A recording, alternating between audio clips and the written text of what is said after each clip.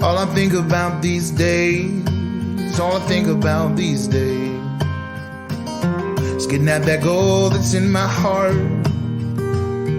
I need a reason to believe, yeah, maybe a cure for my disease. That song is by Blaine Long. My name is Matthew Blades. Meet my friends. Hi, it's Tim. And Beth from the Mulhausen Group Real Estate. We are so proud to sponsor another episode of Learn from People Who Lived It. You can catch us at tmgphoenix.com. That's a good group of people right there. Hi, it's Matthew Blades, host of Learn from People Who Lived It. And a reminder before we get into today's show that each of these episodes is presented uninterrupted with the support of the Mulhausen Group, with the support of ASI or Advanced Systems Integrations. They design and install cutting-edge audio and visual equipment. So if you're on the IT staff or you're the IT director, please reach out to ASI. This audio visual integrator has offices in Minnesota and in Scottsdale and 2 decades of experience. And the cool thing about them, they pay real close attention to that last 5%, which is the one that drives you and I crazy. We've got a link to ASI in our show description, or you can go there yourself by visiting asi-av.com. Welcome to another episode of Learn from People Who Lived It. Hi, I'm Sammy Simpson, and I'm 53 years old. Sammy, what story are you here to share? I'm here to share the story that the life that you love is the one you'll have.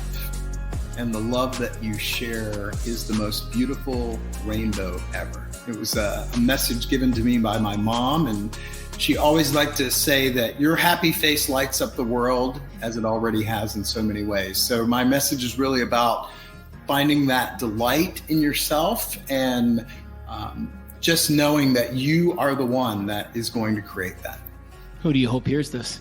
I hope that anyone ready to kind of go deeper in their own self-awareness, that, you know, they've kind of like me, have been in their own way their whole life, and suddenly but despite them, there was always this thing that was always kind of poking and whispering and prodding them to someplace else. And I hope that's the person that's ready to hear that, to say, hey, you're not alone.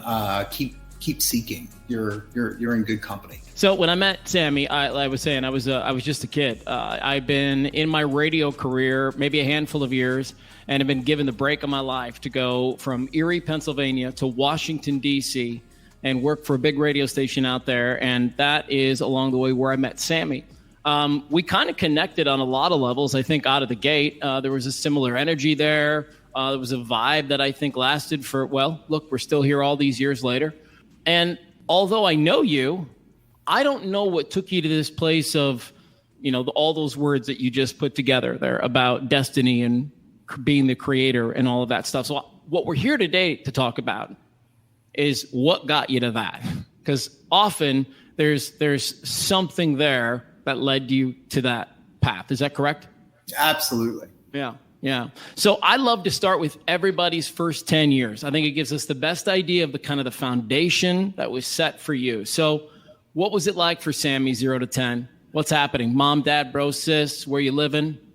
Yeah, you know, and that really establishes the whole foundation of what got me to here. You know, a couple of things really happened. I grew up very humbly in North Carolina with 2 parents that were very, my mother had come from a very prominent family that lost everything. My father came from a very humble, poor family who was one of 17 kids whose dad had died at the age of 40 of pneumonia, and the kids were put up for adoption, and the mom got 15 of 17 back. 2 were adopted away, and years later were found by a sibling.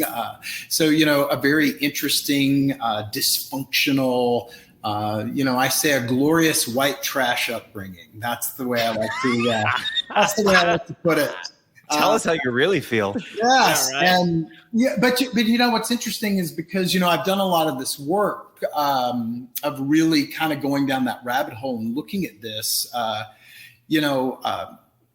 really set the stage for me was a few things. Is one, you know, my dad was a guy that was, you know, both of my parents are gone, by the way, so I'll set that context up front.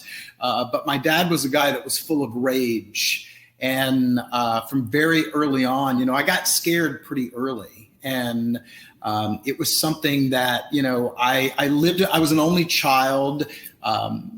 One of my earliest moments of kind of retracing my steps is my dad got very sick when I was around like 3 years old. And I remember just being awakened in the middle of the night to this commotion. And I walk into the living room and there's all these ambulances and medical personnel. And my dad is just kind of frozen on the couch. And, and no one really took the time to kind of lean down and say, hey, man, here's what's going on. I was just left on my own devices to kind of figure it out. And that was kind of a story arc for me through, most of my life actually, is that, my dad went on to, he was, paralyzed and had to relearn to walk and all these things. And then he and my parents, when he came home, he wasn't the same. And then my parents ended up divorcing. It was a very dysfunctional divorce. And I learned a lot. I always say I learned to curse when my parents divorced. So there was a lot of chaos in the household. So I grew up around all this chaos. And, I spent my adult life as a brander and a marketer and a communicator. And people say, well, how'd you get so good at that? I said, well, I've been training since I was 2.5 years old. Because I had to kind of figure these things out.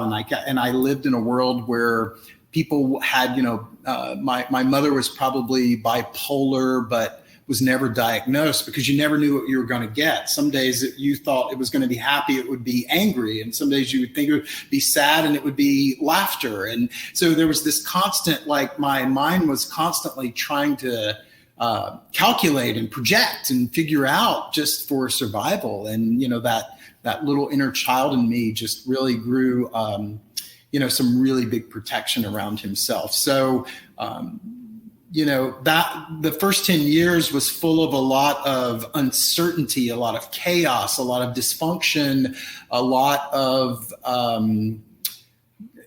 just really lost in many ways of just trying to figure out, okay, hey, what's going on in this kind of world that I live in? Nothing seems stable, and rage and fear and be a good boy. That was one of the things that came back to me, is just the shame if you weren't being a good boy kind of thing. And, that very much set a very strong foundation for me that took me over 40 years to untangle, because I was kind of indoctrinated into that. This is the box we've put you in. And it took a very long time to unwind that. So I'm not a psychologist, but I have one with me. Dr. Frank, it doesn't take a genius to kind of look at the situation and go, okay, there's going to be some long-term implications, right? And that, to me, is the benefit of this podcast, is that we can hit the pause button and we can go, all right, so let's just look at that, right? Because how many other people are in that situation, right? Where mom, you're not sure, she might be unstable. Dad's full of rage. Like, listen, as much as we'd like to think that's uncommon, it's not that uncommon. There's a lot of people that deal with this scenario. So, but how do we unweb that web? There's a couple of primary goals, I think, when we are talking about raising children, right? You want to keep them as calm and safe and, boundaries and all those good things. That's what allows somebody to sort of grow up and flourish the most easily. Unfortunately, a lot of the guests that we have talked to experience kind of the exact opposite of that. And sometimes that means they grow up not trusting others. Sometimes that means they grow up kind of not trusting themselves and their own instincts. And it comes back, I've answered this question, in different ways with different people before, but it all comes back to step one. You kind of have to recognize what's going on for you right now, where it kind of came from. And then you almost have to relearn some of the things that you should have learned a whole lot earlier on. And unfortunately, not every parent kind of does that. And any of us who have been through something like this, myself included, but let's talk about all the different ways that plays out in your life. It plays out in relationships. It plays out at the office. It plays out with your wife. It plays out with your kids. So as you guys, as Sammy, as you're getting a little bit older now and you're going through your teenage years and, things are starting to happen for you, you're getting a little bit more independence. What kind of teenager are you? I was very much a pleaser, honestly, because again, when you're kind of scared into, do the right thing, be a good boy, it's, and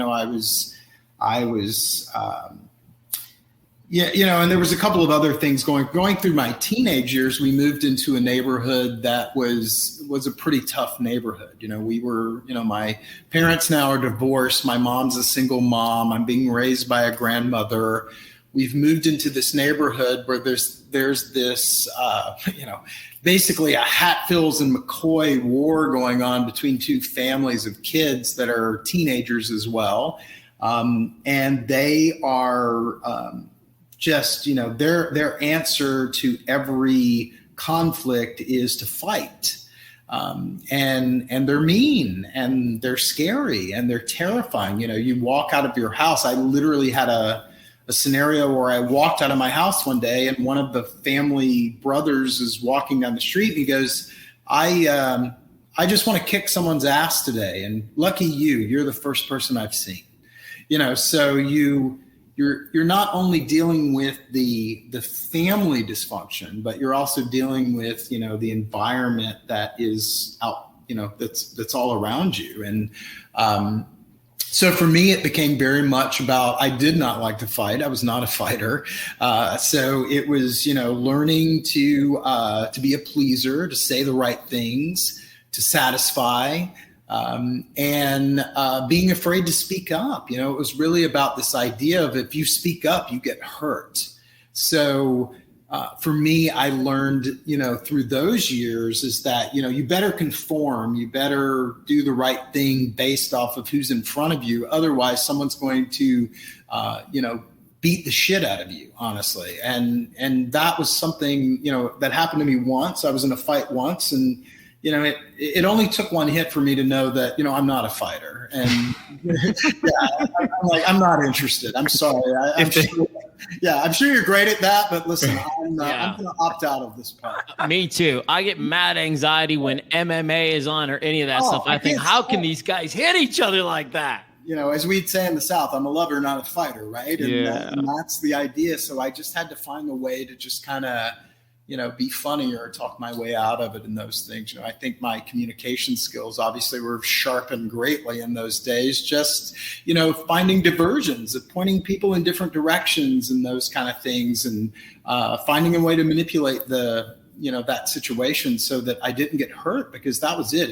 It was pure self-defense. I couldn't defend myself with fists, but I could defend myself with words in my mind. And that's where it was really sharpened in those days. So let me ask you, as a guy who grew up with this kind of an environment, because you have kids now, I know they're older, but did you dream about being a dad yourself and say to yourself, like, one day I'm going to do it so different? Were you that kind of guy when you were like a teenager and in your 20s, and that, that fleeting idea comes across about what your family is going to be like one day? Honestly, I wasn't. I wasn't interested in a family, because for me in those days, I was very lucky. When I was 14, I kind of got this interest to be in radio. So I kind of knew what I wanted to do early on. And when I did that, I just kind of dove in and I became that busy bee that, I just kind of hustled. And that became my escape from the world. And for me, all that mattered was, I had this intention to make it on the radio, and that's all I thought. And then once I got my foot in the door, I worked like 3 jobs. I never slept, and and I was like, I'm too busy. I had a girlfriend at the time, but even then, like, as much as I adored my girlfriend, and I had one of those high school sweethearts, everyone said, oh, they're going to get married. They'll be the first to be married, that kind of person. And I'm sure those conversations came up. I just don't remember them. They had no priority for me. And I'm sure they did. But for me, it was just, I had the blinders on and I was like, I'm going to go get out of here. This radio wave is my wave to get the fuck out of this place that has been so hurtful and traumatizing, and a place that I I don't want to be here kind of thing. And that was incredible motivation. Nothing else mattered to me except getting out of that environment. What was it about radio that was so appealing at 14? And I mean, you kind of answered part of it, right? You saw that as an opportunity to get out of where you were, but technically lots of things could have been an opportunity to get. So what was it about radio at 14? You're like, I'm going to do this. Why? Well, great question, Frank, because, for me, it was, I always, sorry, I'm bumbling a little, but my mom was always a very strong influence on me. My mom had went to work for the telephone company. She was an operator, and she went there out of high school. And she had wanted to be on the radio, but she grew up back in the 60s and 70s when there wasn't a lot of women on the radio. They didn't get those jobs, right? So my mom always said two things to me. She would always talk about this dream of being on the radio. And, and I had a lot to say, but I couldn't say it because I was so terrified to say what I really felt to people. And it's funny because when I got in the radio business, one of my first jobs was I created an alias. His name was Kevin Davis. And I made a deal with myself. I said, Kevin has to be an extrovert and outgoing and have this and just let himself be, let him out. Where Sammy was this introvert that was afraid to speak up and these things. So I kind of created this, character in my mind that let me out. And my mom was, I owe that to her. She planted that seed for me. And she always said, you can do anything you put your mind to, and as I come to my spiritual work, I went and did, I've done ayahuasca a bunch of times, just kind of, I've done a number of things to find myself and work through these things. In my very first journey, the first insight that ever came up was make your greatest intention present in every moment. And I remember, and not only did it kind of, and I was kind of a little confused by that, but then it kind of took me back to that 14-year-old and it said, by the way, you've already done this. You've already put that intention out. Because when I wanted to be on the radio, I had no education. I knew no one in the business. I had never even stepped in a radio station. But my mom had planted the seed in my mind. And I thought, you know what? That sounds really amazing. I'm going to go do that. And I fucking did. So he did. He did it. He did it. He did it all the way to New York City, Z100, the top of the top. He did it. He did it all. Yeah. Isn't it funny that, because your mom is sitting there, right? And she's like, you can do anything you want and you can live your big dreams. And all of us as parents, we say that to our kids, but then so many of us, those words come out of our mouth, but I don't know that we're living that way, right? I don't know that we're out there necessarily declaring that this is our best life and we're the happiest we've ever been, right? We just always want more or better for our kids. But isn't it interesting, too, that you go into this world in this space where you start communicating because you must have felt very much the opposite growing up, right? There was no words used. Everybody was using their fists. It was all physical. And finally now you're in a place where you have to use your words. It's radio, right? That to me seems like an underlying thing that you may have missed there, right? You got to use your words. Yeah, it's funny because in my Akashic work, my Akashic record work is, we talk a lot about control versus command. And control is fear-based, right? We do these things to take control because we're afraid of, the unknown or what's uncertain. And, and that was, very much part of me is I was always protecting, and trying to control the narrative and the shame that I had. But suddenly in radio, radio is theater of mind. It's you can create with words. You're the creator. And to me, suddenly there was a command about it that I could become Kevin Davis. And Kevin Davis wasn't anything that Sammy Simpson was. He was the exact opposite. Sammy was this afraid pleaser that was afraid to speak up and, had been, traumatized from all these things. But Kevin was this guy I created that, he even got a nickname. He was Kevin Hollywood Davis. And then all of a sudden it was like, holy shit, right? I'm a fucking superstar kind of thing. And I can create that. And that became this wonderful healing outlet for me to be like, oh, wait a minute. I get to choose this. You know what's interesting about this whole thing is like radio and TV people do this all the time, Dr. Frank. We change our name, we become an alias, it allows us to jump into new skin. But I almost feel compelled to bring you in, Dr. Frank, in this exact moment to say, is there anything to other people sort of adopting an alias and saying, all right, I'm going to shed that skin, I'm going to play a new character, or does that not really work?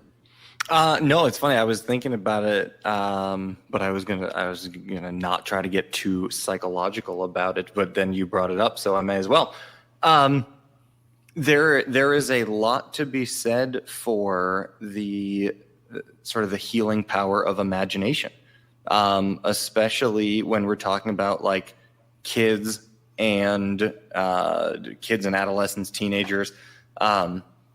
There's a reason why like play therapy is so big in young people, because they don't necessarily have the words to explain what the heck is going on in their world, in their mind, in their heart. But then when they pull out this doll and they say, oh, this doll is Tiffany. She has lots of friends and all this, right?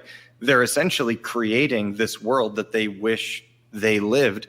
And I think to some extent we all kind of do that, right? We can't dream for something and work for something if we can't imagine it first, right? So a lot of times I think our imagination saves us.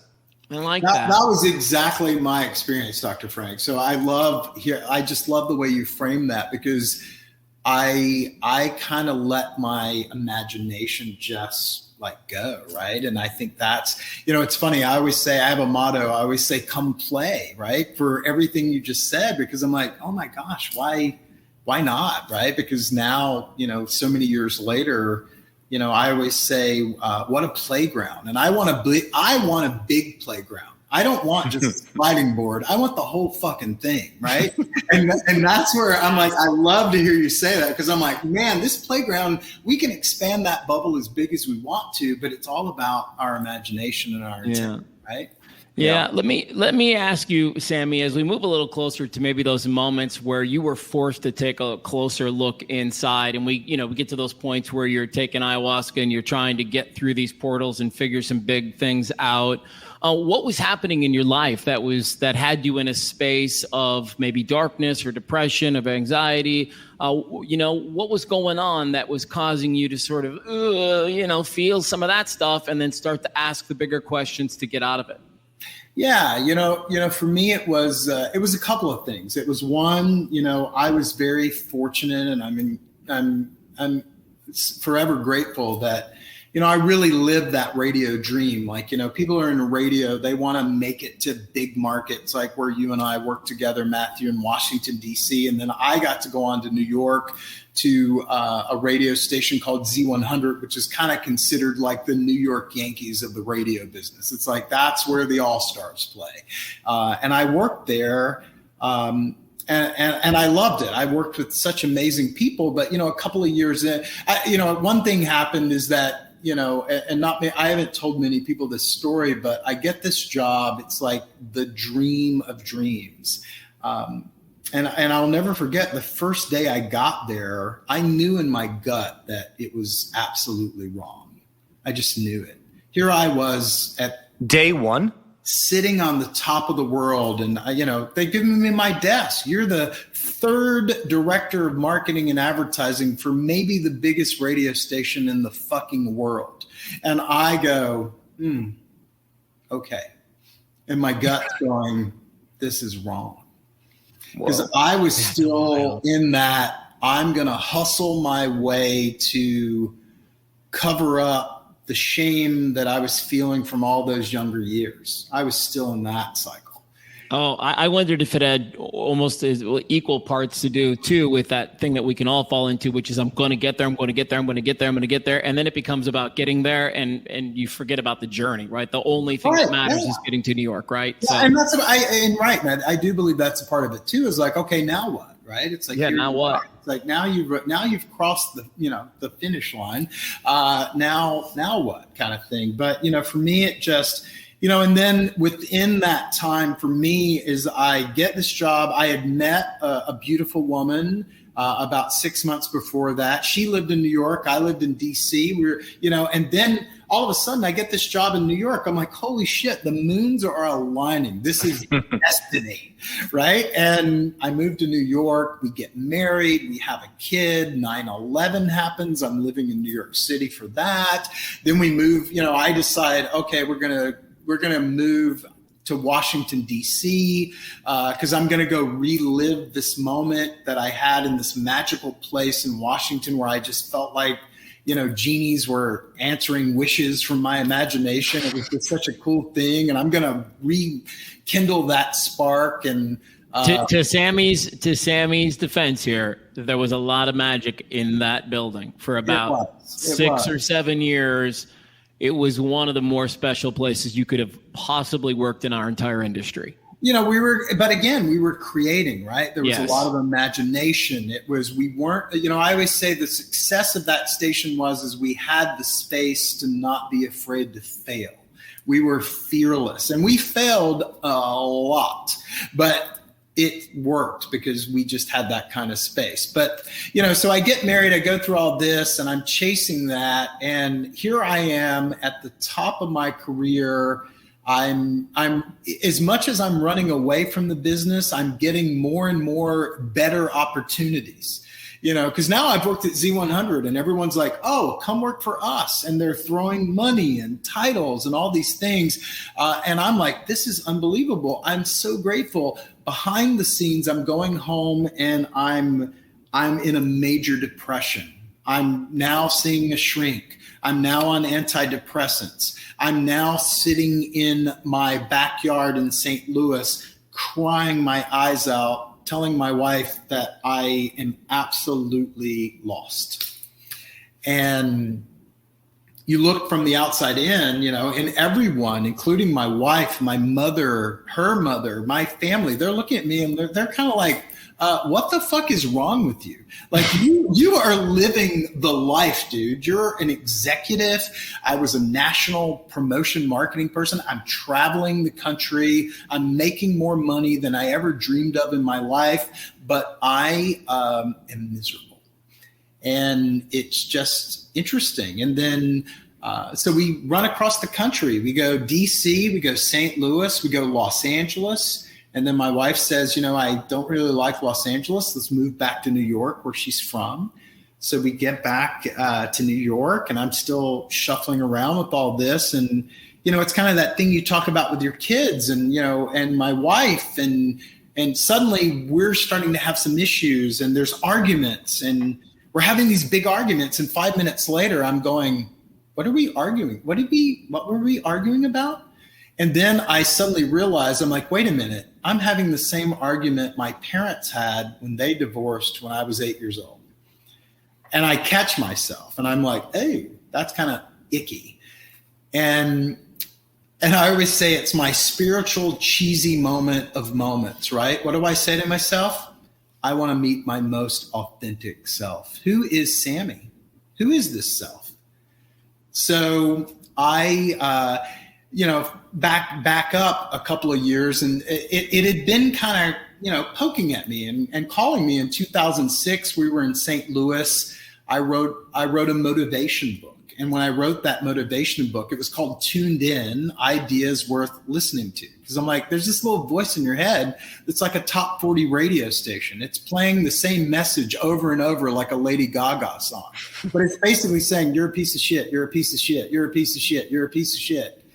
And I was like, oh, that. So I went and started researching, and I said, if I'm going to research this book, I want to live those experiences. So I studied Landmark Forum, NLP, Scientology. I just kind of looked at everything. And as I started finding those things, I'm slowly starting to untangle myself a little bit. And flash forward to New York, I just started meditating as I'm going through my now separation with my wife. It's just chaos again. I'm suddenly back to when I'm 3 years old. There's chaos. I don't know what's going on. My wife and I have an argument, and she, when my dad was paralyzed, they just took him away. And I remember we had a window in the kitchen with a counter. And when I was 4 years old, I would sit on that counter and wait to see my mom's car lights come from the hospital. And when I would see the car lights, I knew it would be safe to go to sleep. Flash forward now, 40 years later, my wife and I are going through a separation. We have a huge argument. She's like, I'm going out with friends. We have a West Village apartment with a bathroom window that overlooks the street.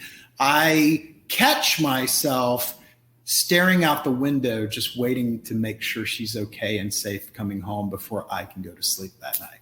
And suddenly I'm like, whoa, what's going on here? And that's when I saw that I've got to do something else. And that really was kind of my own self-awareness and awakening of, okay, what's going on here? I'm catching myself in a cycle that isn't me. I'm repeating something that's controlling and covering up. And that really was starting to peel that onion layer by layer by layer, which, just escalated into ayahuasca and those things later. But really for me, it was really what I did in those days is I just said, I'm going to take 30 minutes a day and I'm going to go meditate.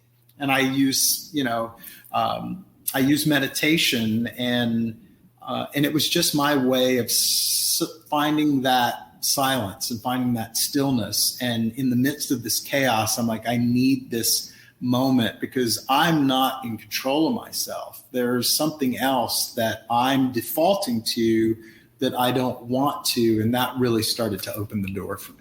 Right. Yeah, I know for me, Sammy, when I was going through my really dark days, I tell people all the time, like, when you're in survival mode, nobody gets the best version of you. And it's not big disastrous things, but you just show up to your house angry all the time, right? You push everybody to voicemail. You're short with people. You're not as creative. You're just simply not the best version of yourself.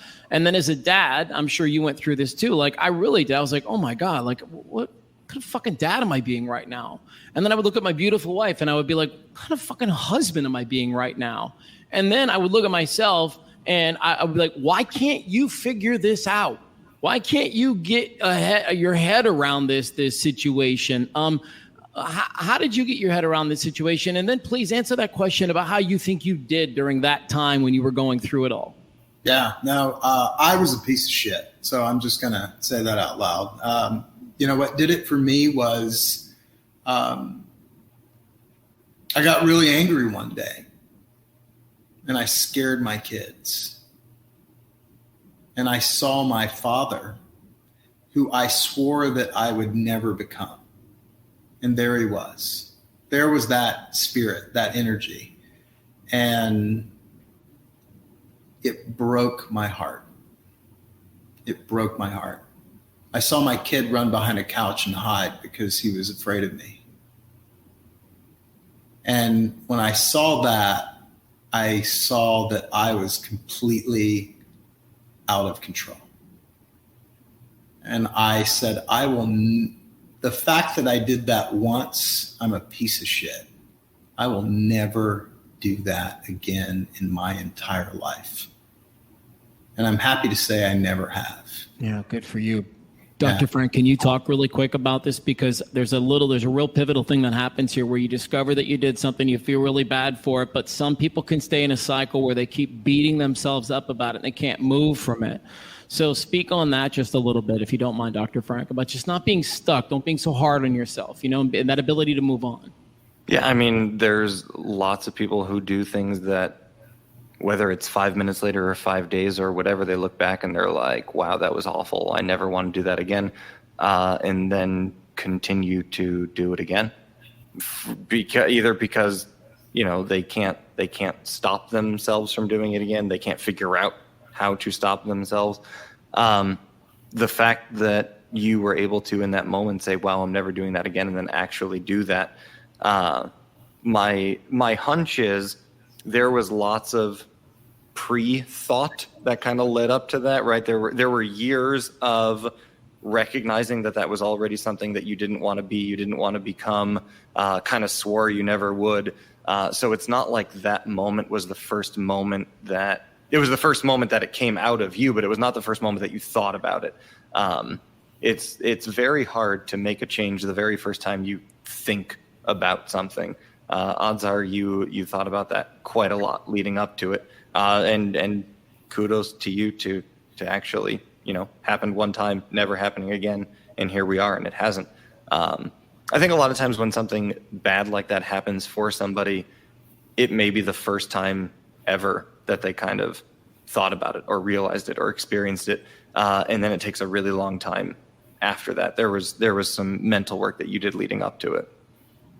Yeah, right. And agree. And this is what people talk about when they talk about forgiving themselves, and why that's so hard is because that's so hard because you bottle up all the distaste and the hate and the anger and the venom that you had towards your father as a little kid.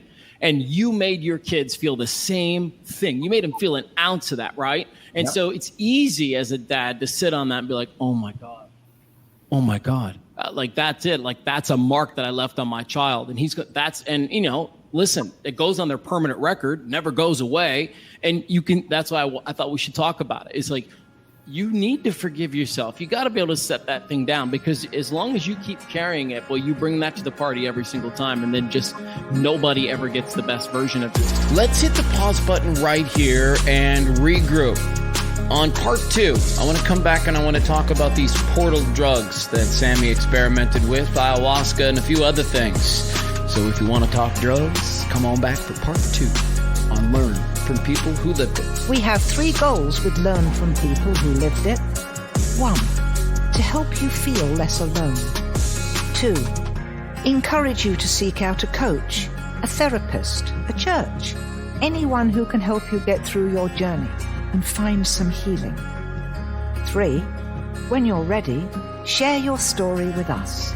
Hi, it's Tim. And Beth from the Mulhausen Group Real Estate. Thank you for listening to Learn from People Who Lived It. You can find them online at tmgphoenix.com.